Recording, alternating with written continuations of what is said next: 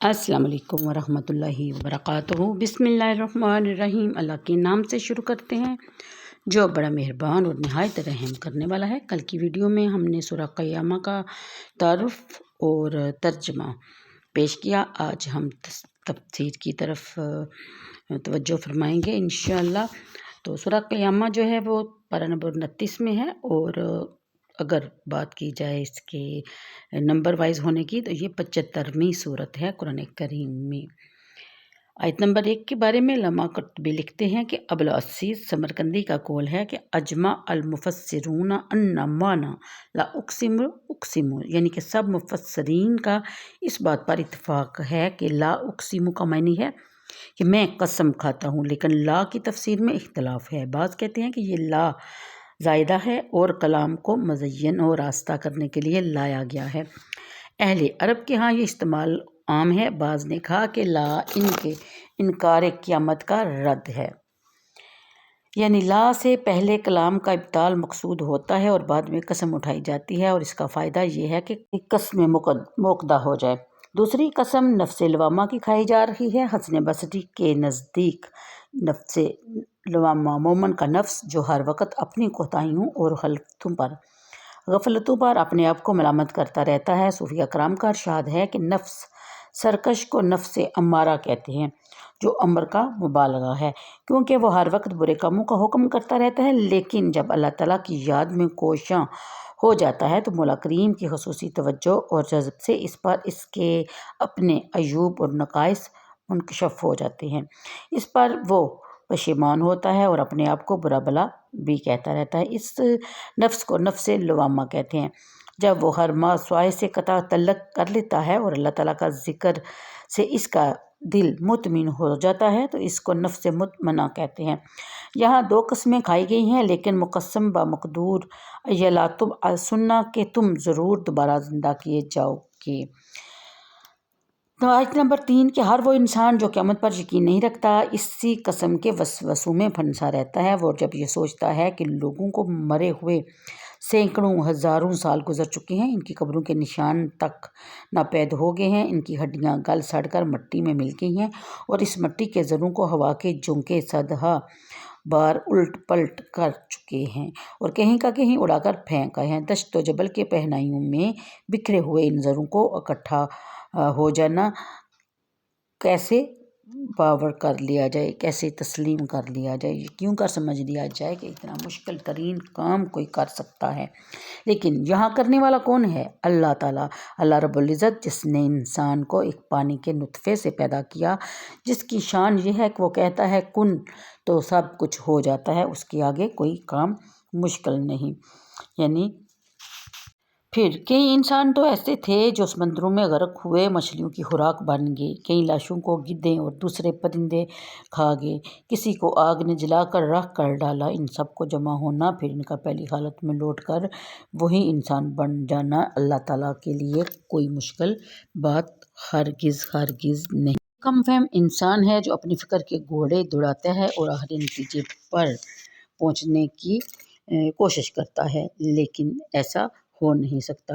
اگلی آیت میں کہ ہو سکتا ہے انسان سے مراد کوئی خاص انسان ہو، جیسے روایات میں مذکور ہے کہ اس سے عدی بن ربیعہ مراد ہے۔ وہ ایک دن حضور کے پاس آیا اور قیامت کے بارے میں پوچھنے لگا۔ نبی کریم صلی اللہ علیہ وسلم نے بتایا کہ قیامت ضرور قائم ہوگی، ہر انسان کو اس کی نیکیوں کی پوری جزا اس دنیا میں نہیں مل سکتی اور نہ اس کی بدکاریوں کی سزا اس کو یہاں مل سکتی ہے۔ انسان کے باشعور اور بااختیار ہونے کا یہ تقاضا ہے کہ ایک ایسا دن مقرر کیا جاتا جب عدل کا ترازو رکھا جاتا، ہر شخص کو اس کے اعمال کی پوری جزا اور سزا ملتی۔ نبی کریم صلی اللہ علیہ وسلم نے ابن ربیعہ کو پوری کوشش سے سمجھایا، آخر وہ کہنے لگا کہ لو آینت ذالک الیوم لم اصدق یا محمد ولم اومن بہ، یعنی کہ اگر میں قیامت کو برپا ہوتے اپنی آنکھوں سے بھی دیکھ لوں تو تب بھی یقین نہیں کروں گا، میں اس کی تصدیق نہیں کروں گا، استغفر اللہ، اور نہ اس پر ایمان لوں گا۔ بعض نے کہا کہ الانسان سے مراد ابو جہل ہے۔ بہرحال عدی ہو یا ابو جہل، ان کے یہ مخصوص نظریات نہ تھے بلکہ ان تمام لوگوں کے خیالات اور نظریات کی نمائندہ تھے۔ यानी वो नुमाइंदे थे ऐसे तमाम लोगों के जो क़यामत के मुनकर हैं। इन मुनकरीन से एक सवाल किया जा रहा है और सवाल ऐसा है कि इसका जवाब इसी पर मुजम्मल है। यानी अगर मेरा ये दावा होता कि इन बोसीदा हड्डियों को कोई इंसान जमा करेगा तो तुम्हारा इतराज़ बजा था। अगर मैं ये कहता कि मुंतशिर ज़रे खुद बहुत जमा हो जाएंगे तब भी तुम्हारी बात बचा थी। मैंने तो ये बात कही ही नहीं, मैंने तो तुम्हें बार बार यही बताया है कि अल्लाह जो खाल के अर्ज़ व समा है, जिसने मट्टी, पानी, हवा के अज्जा को तरतीब दिया और तेरे जैसा पेकरे नाज़नीन पैदा कर दिया, क्या वो भी इन बिखरे हुए ज़र्रों को जमा करने की ताकत नहीं रखता? इसका इनकार तो वो मुशरिक भी नहीं कर सकते जो अल्लाह ताला को ज़मीन और आसमान का खालिक मानते हैं। अगली आयत के मुताबिक तुम्हारे बड़े बड़े अज़ा और इनमें जो हड्डियाँ हैं इनको बनाना तो बजाय खुद वो तो ऐसा कादिर मुतलक है कि तुम्हारे हाथ फिर इन हाथों की छोटी छोटी उंगलियां फिर इनके छोटे छोटे पूरों को भी जोड़कर दुरुस्त करके इन्हें पहली हालत पर ला सकता है। बड़ी चीज़ों को अपनी असली हालत पर ले आना इसके लिए क्यों कर मुश्किल हो सकता है जिसने पहली दफ़ा पानी के नुतफ़े से पैदा किया इंसान को और जिन्नों इंस को। इसके बाद बयान फरमाया जाता है कि इनकी तबीयतें क़यामत पर ईमान लाने की तरफ क्यों माइल नहीं होती, इनके दिल इस सरारे हक बात को कबूल करने से क्यों इनकार करते हैं। इसकी वजह इस आयत में ही जिक्र कर दी गई कि असली बात ये है कि फस्क व फजूर में परस्ती दरिंदगी इनकी रगो रेशा में सरायत कर चुकी है। अपने से कमज़ोरों पर जुल्म सतम लूट कसूट की इन्हें ऐसी लत पड़ चुकी है कि अब वो इससे बाज आने के बारे में सोच ही नहीं सकते। अगर ये क़यामत के दिन पर ईमान ले आएँ और इनके दिलों में ये यकीन पैदा हो जाए कि इनके सारे अमाल पर इनका मुहासबा होगा तो सारा गुरूर, मीना की खनक साकी और शाहिद की अशूरा तराजियाँ ख़त्म हो कर रह जाएं। इनके अखलाक के बाख्तगी और बेरख रवी हिस्स में जिसकी सारी लज्जतें और इज़्ज़तें मरकूज़ हैं सब ख़त्म हो जाएं। हर कदम उठाने से पहले इन्हें ये देखना पड़े और इन्हें ये सोचना पड़े कि अल्लाह ताला के नज़दीक ऐसा करने वाला किस किस्म की सज़ा व जज़ा का मुस्तहिक है। फिर बयान फरमाया कि ये पाबंदियाँ इनसे नहीं उठाई जाती, इसलिए वो इस अकीदा के नज़दीक भी नहीं जाते जो इनके बज़्म नशात को उल्ट कर रख दे, जो इनको किसी ज़ाब्ता हलाक का पाबंद बना दे। फिर ये सवाल भी महज मजाक उड़ाने के लिए है जो इनका मामूल था कि क़यामत कब आएगी। क़यामत के साथ मजाक करने वालों के सामने क़यामत का होलनाक मंजर पेश किया जा रहा है कि वो मामूली दिन नहीं होगा। इसकी होलनाकियों को देखकर दहशत और खौफ के मारे आंखें चुंधिया जाएंगी। यानी दहशत तो हैरत के मारे इसे कुछ नज़र ही नहीं आएगा। अगली आयत जब क़यामत बर्पा होगी तो इब्तदाई मरहलों में ये सारा निज़ाम कायनात दरहम बरहम हो जाएगा। ये दरख्शंदा तवंदा महरूमा बेनूर हो जाएंगे। जूमिया का मतलब या तो ये है कि इन दोनों बेनूर होने में यकसा हो जाएंगे, या इसका मतलब ये है कि कशिश का कानून जो इस आलम में कार फरमा है और निज़ाम शमसी के सवाबत और सियारात अपने अपने मकाम पर पुख्तगी के साथ मौजूद हैं, ये ख़त्म हो जाएंगे। चाँद सूरज के साथ जा मिलेगा, बाकी अल्लाह ताला बेहतर जानता है।